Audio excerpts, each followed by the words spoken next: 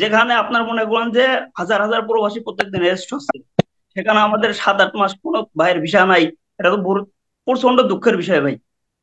আপনি এটা বললে পারে হয়তো চোখ দিয়ে পানি চলে আসে ভাই। আমরা একটা প্রবাসী দেশে যাব, সেখানে আপনার টিকিটের যে দাম, টিকিট কি একটা একটা মানুষের 30-35 হাজার টাকা সিঙ্গেল টিকিট কিনে দেওয়া কি সম্ভব একটা মানুষের? আপনি এটা কি করে পাবেন? তাদের কি দেশে ফাইন। পাঠাতে হবে কিভাবে? হাজার হাজার লোক এখন পর্যন্ত জেলে পচে মরছে, হাজার হাজার লোক। আমি নিজে সামনের মালয়েশিয়াতে। চোখে দেখা, আমি আজ 10 বছর মালয়েশিয়াতে আছি। যারা না খেয়ে খেয়ে মরে গেছে, অনেক লোকের মাটিতে চাই বেওয়ারিশ হিসাবে মালয়েশিয়াতে। এর থেকে দুঃখের কথা ভাই বলা যাবে না মালয়েশিয়ায়। আমি এই প্রধান উপদেষ্টাকেও অনুরোধ করছি যত দ্রুত পারেন মালয়েশিয়া এমআরপি পাসপোর্ট গুলো পৌঁছে দেন, কেননা হাজার হাজার প্রবাসী যারা আজকে জি, অবৈধ আমরা অর্থে আজকে কথা নিব। আমরা আজকে আজকে এখান থেকে কিছু প্রমিস নিব, জনাব শফিকুল আলম আমাদেরকে প্রমিস করবেন। না, খুবই দুঃখের বিষয় এটা। ওনার যে কনসার্ন গুলো আপনি সাগর ভাই ওনার থেকে আপনি একটু লিখিত একটা জিনিস নিয়েন। আমি ওইটা লিখিতটা আমি আসিফ নজরুল কাছে সরাসরি আপনি নিজে হাতে হাতে দিব, আপনার এই কথা দিলাম। জি, আসসালামু আলাইকুম। আমাকে দেখা যাচ্ছে নাকি শহর? এখন দেখা যাচ্ছে, বলুন কোথা থেকে বলছেন। জি, আমি মালয়েশিয়া থেকে বলছি। হুম। আমি কিছু কথা বলতে চাই আমাদের মালয়েশিয়ান প্রবাসী ভাই বোনদের যে সমস্যাটা যাচ্ছে দীর্ঘদিন যাবত। দেখেন, আমরা কিন্তু বাংলা বাংলাদেশ হাই কমিশন আমাদের মালয়েশিয়াতে আছে। তবে কি জন্য ইএসকেল যে একটা বেসরকারি যে একটা আপনার এনজিও সংস্থার একটা কাজ দিয়ে তারা পাসপোর্ট বানাচ্ছে ইএসকেল থেকে।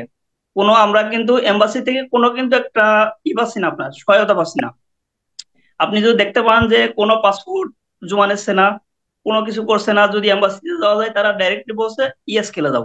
হয় আমরা ইএসকেলে যে পাসপোর্ট বানাবো। আর এই পাসপোর্টের জন্য এক একটা প্রবাসীর আজ থেকে আপনার ভিসা মরে গেছে 7 থেকে 8 মাস করে এক একটা প্রবাসী ভিসা মরে গেছে ভাই। এই হুম। দুঃখের কথা কোথায় বলবো আমরা বলেন?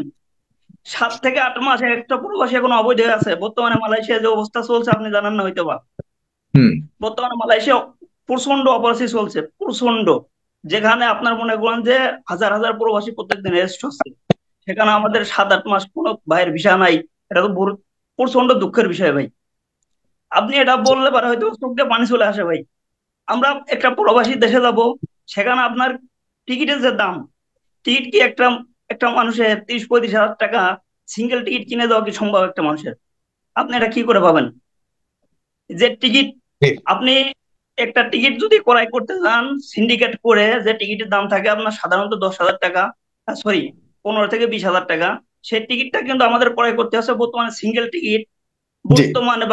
বাংলাদেশ পরিস্থিতি চল্লিশ আমরা হাজার টাকা জানি দিয়ে। আপনার আপনার এ বিষয়ে কথা হয়েছে, তবে আপনাদের কাছে অনুরোধ, আমি বেশি করে আপনাদেরকে যুক্ত করবো তখনই যখন আপনার জি, আমি সংক্ষিপ্তভাবে আমি বলবেন। আর সেখানে এক আমি একটা আমি প্রশ্নের একটু শেষ রিপিটেশন যদি করতে না চাই। করেন ভালো হয়। একটু আগে বলেছেন একজন টিকিট নিয়ে, এবং বলেছেন আমাদের শফিকুল আলম সাহেবও একটু বলেছেন। আমি একটু বিষয় নিয়ে বলতে চাই, 1 সেকেন্ড।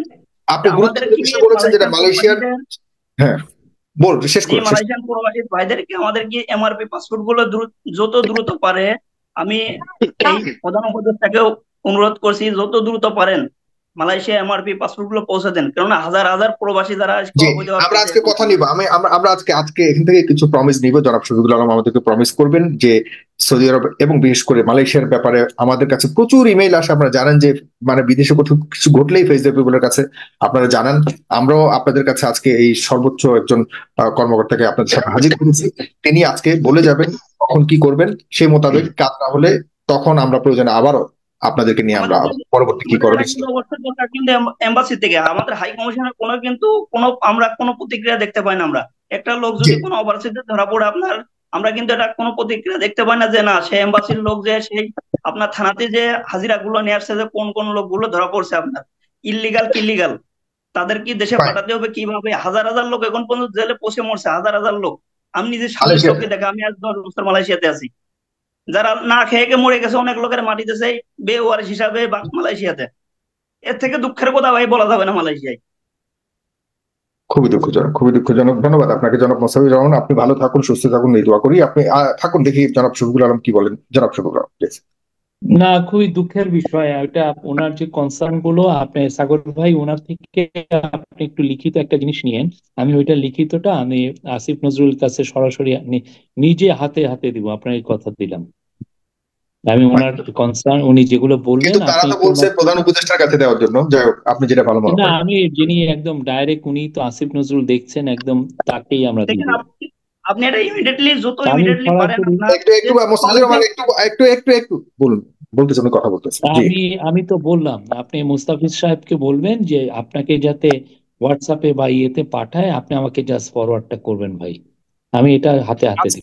আজকের এই অনুষ্ঠানটা আপনি জানেন যে বাংলাদেশের ইতিহাসে সর্বপ্রথম প্রবাসীদের সাথে সরকারের কোনো উচ্চ পর্যায়ের কারোর সাথে সরাসরি এভাবে প্রশ্ন করা এবং একটা মিটিং করা।